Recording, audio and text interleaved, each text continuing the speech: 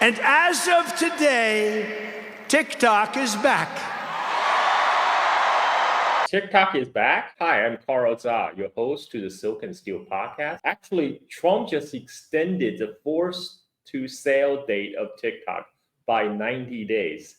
Trump has said he wants TikTok to be sold to an American company, and he proposed a joint venture where United States will own 50% of the TikTok. TikTok without my approval, meaning the president's approval, because Congress gave the president the right to make a deal, do whatever he wants. And they did that a long time ago when they had a different president. They didn't know that I was going to be the president, I guess. So I said, very simply, a joint venture. So if TikTok is worth nothing, zero, without an approval, you know, if you don't approve, they're out of business, they're worth nothing. If you do approve, they're worth like $1 trillion. They're worth some crazy number. So I said, I'll approve, but let the United States of America own 50% of TikTok. I'm approving on behalf of the United States. So they'll have a partner, the United States, and they'll have a lot of bidders, and the United States will do what we call a joint venture. And there's no risk. We're not putting up any money. All we're doing is giving them the approval, without which they don't have anything. So I don't know. It sounds like that works. What do you think? Good? I think so.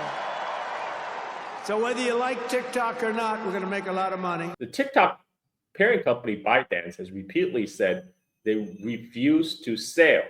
Now, we also have Republican senators who are against the extension of the ban. We have Republican Senators Tom Cotton of Arkansas and Pete Ricketts of Nebraska, who wrote a joint statement said, "We commend Amazon, Apple, Google, and Microsoft for following the law and halting operation with ByteDance and TikTok.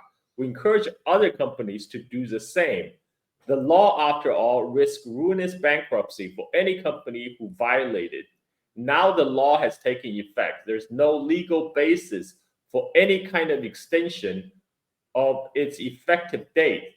This is why Apple will release a statement that cited the ban as its reason for removing TikTok from its app store. So TikTok is not out of the woods, guys. Well, I think the first time President Trump gets into a trade war with China, the minute we have a disagreement, when we exchange tariffs, they're going to realize the news feed will be all pro-China. There's no pro-Israel stories on there, almost nothing. There's no pro-Taiwan stories. Do we want the predominant news source in America with young people to be pro-China, gradually, subtly anti-American? That's the question you have to ask. Let's hear what young American TikTokers have to say about this. So China's a threat, huh? China. Haven't checked, but probably China. China. My grandfather made this, so not China. Hold on. China. Oh, would you look at that? China. This rug. China. This rug. China. All of these probably China. Let's go upstairs. China.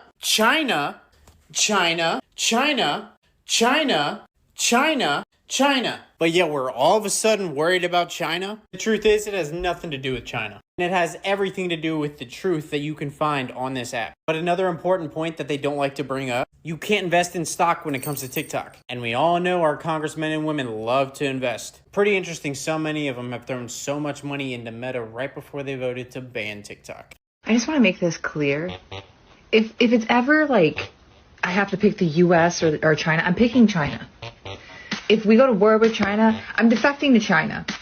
What is so important to me that y'all understand in these last final moments, these last final breaths of TikTok, is that the TikTok bill is not about TikTok. And I know people have said this before, but you have to understand, please just listen to me. The TikTok bill is not about TikTok. It essentially gives the U.S. government all kinds of access to restrict anything that they believe that is happening on the internet that is being in any way, shape, or form promoted by foreign adversaries or anything that directly contradicts what the U.S. government wants.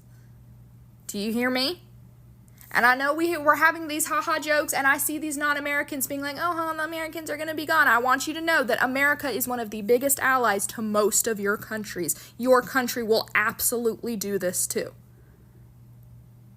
And it's also something to be said about the fact that you shouldn't be laughing at an insane level of censorship. And I want you to fundamentally learn that when a window like this is open, whether it gets passed on Sunday or not really doesn't matter, because the window's open regardless. They'll do it again.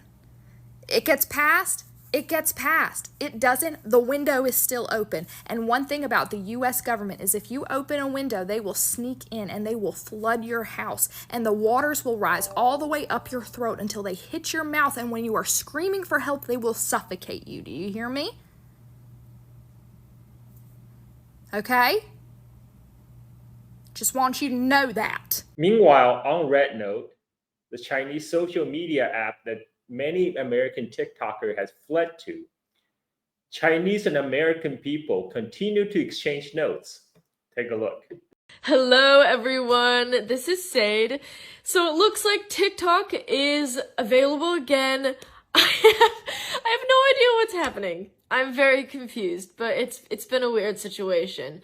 But ever since TikTok opened again, I have received dozens and dozens of comments and private messages asking me if I'm going to be staying on this platform. And the answer is yes, absolutely. I will be staying here permanently. The community here is amazing. This is like the most loving, supportive community that I've ever experienced online, and I'm so grateful to be here. And I know I've said that a million times, but it's true. So yes, I will be staying here permanently, and I have a strong feeling, I have a strong feeling that this is gonna be a really fun journey, and that this is just the beginning for us to continue to build and grow together. And yeah, I can't wait to see what's gonna happen in the future, and I hope you guys have a good day. TikTok can get unbanned, but I'm not going anywhere because you guys have been hyping up my music so much. I cannot get over some of the responses that you guys have given me. So let me read a couple here. Your singing makes me resonate with nature. That is so beautiful. Travel through every piece of music that heals the heart from the very first note. That is, your voice has the thick, moist sensation of a pine tree drenched by the rain, stirring the heart.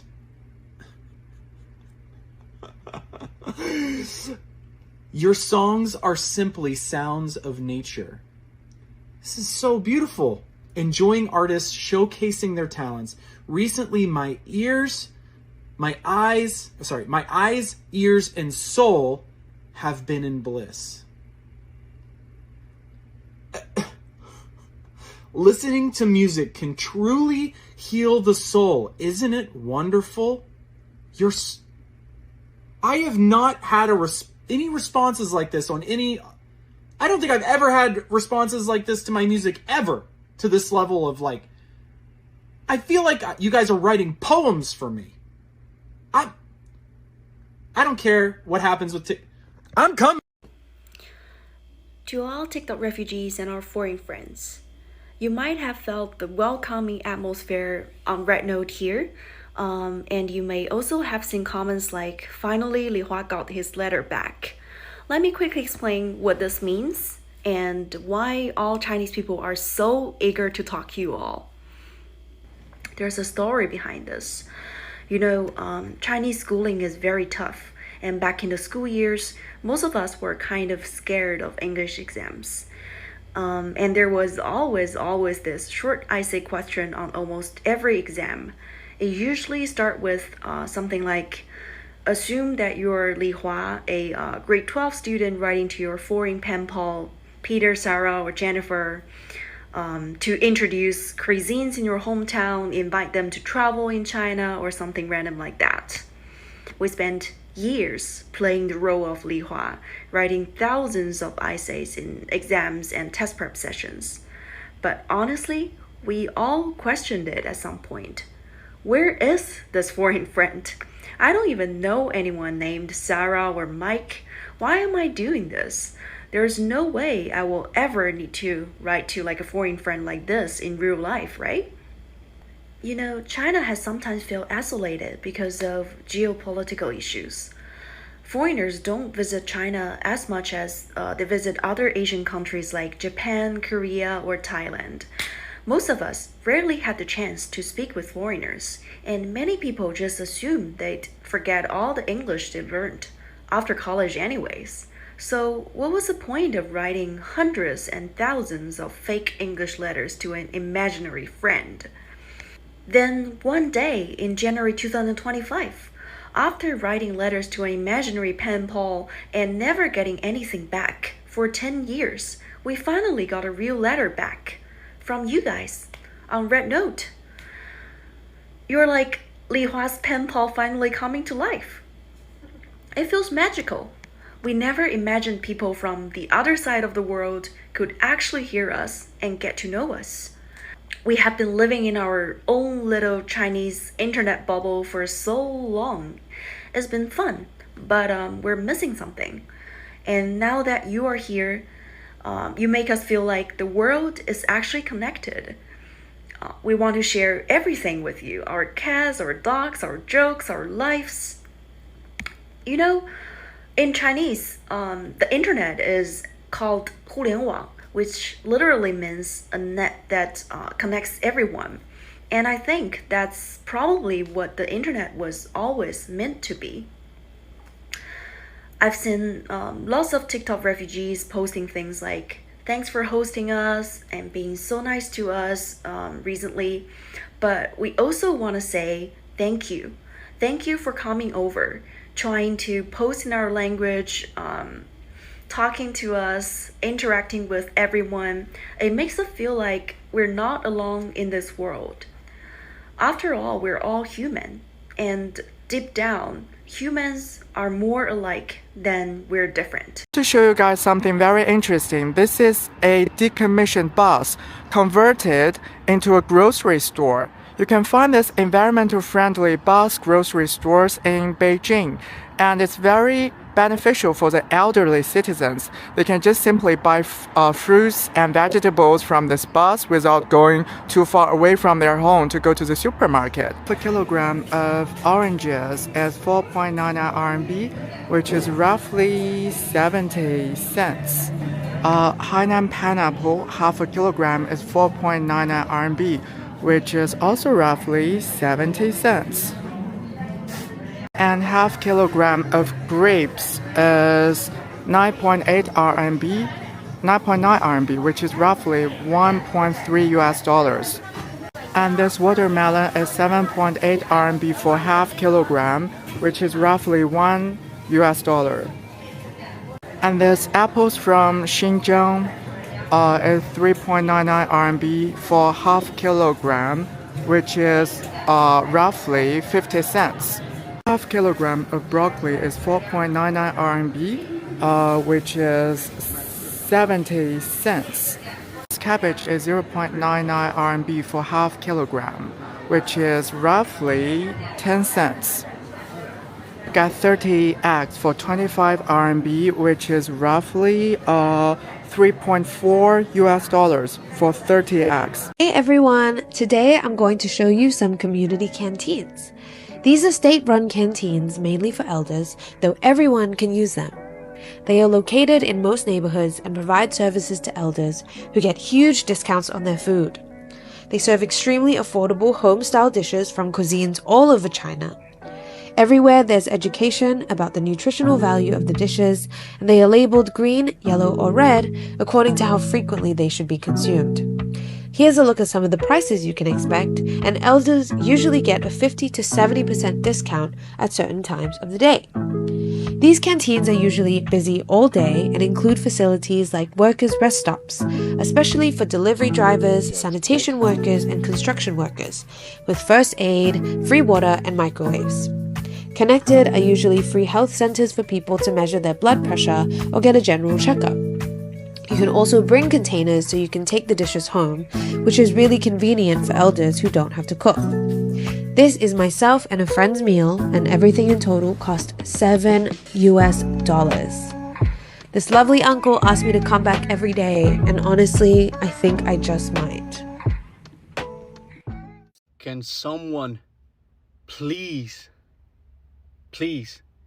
tell me why we are so behind here in the US? Like, bro, I just saw some videos of what China really looks like. Bro, we are 200, 300 years behind. Let me just show you this. Check this out. Ladies and gentlemen, welcome to Shanghai. Step into China's world of advanced transportation and stunning architecture. Join me as we explore Shanghai's vibrant cityscape under the evening lights.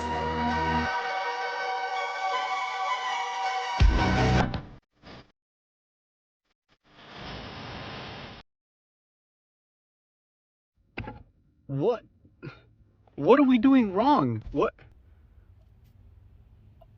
That looks like something straight out of like a video game. Like, what? 4 days on RedNote has me going through all the stages of grief. And right now, I think I'm sitting firmly in anger. And not at the Chinese or anything like that. They're fucking amazing. Their cities are amazing. Their people are amazing. Their lifestyle is amazing. Their fucking grocery bills are fucking amazingly small. I am fucking, dude, American exceptionalism is a lie. It's a fucking lie. This country, every day of our lives is just one big goddamn commercial to fucking leech every fucking dime out of our pockets and every fucking spare second you have out of your day. It is just nothing but a non-stop fucking hamster wheel. And as a goof, we go and protest by like, oh, you're gonna fucking take away TikTok because the fucking Chinese are gonna take our data? Well, we're gonna fucking mail our social security card directly to Xi's fucking office. You know, and then we start talking to these people and seeing how they live, and then actually having direct message conversations with these new friends that are curious and excited about us. And they're like, oh, you know, tell us about what it's like in America. No offense, but we hear you're lazy and all you do is hang out and go on vacations. And I'm like, vacation? What the fuck are you talking about? No, I mean, most people are working 2, maybe 3 jobs just to fucking make ends meet. And then, you know, we start talking about what things cost. And they're like, yeah, dude, I mean, I go out to eat. It costs me, you know, whatever the fuck their money is called, yuan, whatever it is. It's like RP, I don't know. And you do the math and you Google the exchange rate and you're like, hang on. That's like $1.90 for a meal, like a sit down meal. $2 you spent on a fucking meal? Then, you know, you start scrolling through and you see their grocery haul and all this shit, and you can see the prices right there, and then do fucking Google with the exchange rate. Dude, we already knew we were getting fucked, but we were getting fucking extra slam fucked. No lube, no permission, no consent. And we've been told our whole lives that these are evil people that fucking hate us, and they're backwards, and they're slaves working in sweatshops and living in gulags, and you would hate it over there. Don't even bother going over there. And, you know, honestly, to a lot of us Americans, we're fucking ignorant to the point we've bought the fucking propaganda that was being sold to us our whole lives. I know hardly anyone that's ever even expressed interest in going to China with their rare vacation time and dollars. And then, all at once, tens of millions of us go over to this app as a lark, just to goof off. And we all got slapped in the face with I mean, dude, these skyscrapers in these cities, they're beautiful, they're clean. It looks like the goddamn future. I'm telling you, man, these people are living in the year 2325. I'm not even sure we're a first world country anymore if you compare apples to apples. I mean, this place is fucking amazing. No, I'm not. Look, I know a bunch of y'all are already fucking clutching your pearls and you already got a fucking thumb up your own asshole. Oh, but America's the best thing in the world. You're anti-patriotic. You must hate America. Fucking commie. No, I'm just fucking stating what it is. I've seen with my own eyes on a different platform that we're just not fucking living. Not like the way other places in the world are fucking living. And we've got to get the fuck over ourselves and the nonsense that we've been sold. Because this ain't it. This ain't fucking it. Man, something's got to change. It's got to change fast. I don't know how or who or where or when. Something has to change, and I think everybody can feel it in the fucking air. Everybody's about to fucking snap. People were on the verge, and who the fuck thought that Xiaohongshu was gonna fucking show us. Our life is just one big shitty commercial on a hamster wheel. We're that Black Mirror episode where you live in that fucking pod and you look at the screen and you have to watch so many ads to get enough credits to eat. That's us. Jishia. I can't stop thinking about RedNote. I know this is the second time I've posted today about it, but I keep reflecting, and I had two big insights that I wanted to share. One is that I now have to admit that I have been freely consuming American propaganda about the Chinese people my entire life. And as a kid, I grew up assuming that the Chinese people lived in bleached out, gray tenement housing in cities that were full of smog. And they would all trudge to work like ants in their matching gray outfits, and that everyone was soulless. And I'm mortified to admit this, but that's what I thought as a kid growing up. And that didn't just come into my head out of nowhere. And so it pains me to think of how easily I could consume this propaganda and just assume an entire nation of people live that way. And I'll tell you what, go on over to RedNote. That is not the China that you will see. It is so full of beautiful, warm, welcoming people and their pets and their families. And it's extraordinary. And I don't think you can really understand it unless you're over there playing around and experimenting with the app. And I'm not saying that in like a smug way. I just think it's a really beautiful, unusual way to get to know people from another country, especially a country that is so far away from us in every possible way and not all by our own design. So that's one thing. I just wanted to acknowledge that, yeah, I grew up on American propaganda demonizing communist China, and I really regret it now. The other thing is, as a Gen X person who grew up with the Jetsons, and who, as I sit here in the year 2025, look around and wonder, where is the glorious future that I was promised by the Jetsons as a kid? China is that future. I cannot even believe these cities, and not even the big major Chinese cities, but the beauty of the infrastructure and the public transportation and the design and the architecture and the amenities. It's incredible. It is the Jetsons. It's this glittering, colorful, gorgeous, sleek future that they're living now. There was one little creator video. She's kind of like a wonderful, cozy lifestyle aesthetic creator. And she's showing off some beautiful floral arrangements on her beautiful table. And in the background, she's got like sliding glass doors behind her. And it wasn't even the point of the video. But I noticed there's almost like, imagine a Roomba, but like one that goes up and down windows, like vertically. I'm like, she's got a little robotic cleaner thing just cleaning her windows casually, like no big deal. It's just the gadgets, the cleaning supplies and tools. It is truly, and one commenter said like, oh, I get it. So y'all are living in the year 2050. Okay, cool, got it. So all I can say is if you're not there already, I strongly suggest you go experiment with RedNote, and hopefully our governments will not mess that up for us, and we'll be able to stay over there, provided we mind our damn P's and Q's. And I'm already seeing people trying to bring their American political bullshit over to the comments section. Like, leave your bullshit at home. They don't need it, okay? We don't need it either. And if we can just keep behaving nicely, maybe we can enjoy this beautiful opening of cultural exchange. Okay, please get over there. It's wonderful. I'm even taking my comments and having ChatGPT translate them into Mandarin before I post them, just out of respect. It's so easy to communicate if you just make an effort. So get on over there. It's fun. And they love us. I think they love us. So far, they love us. Okay, that's it. Good night, everybody. Go try it. For my Chinese friends, I just want to tell you some discussions Americans are having right now. All of us agree and are astounded at how cheap and affordable your groceries, housing, and cars are. I have been watching you guys' grocery haul videos, and it is blowing my mind. America could never. A lot of us also cannot believe how advanced your country is, because we were always shown and told that you guys were a third world, like, starving country.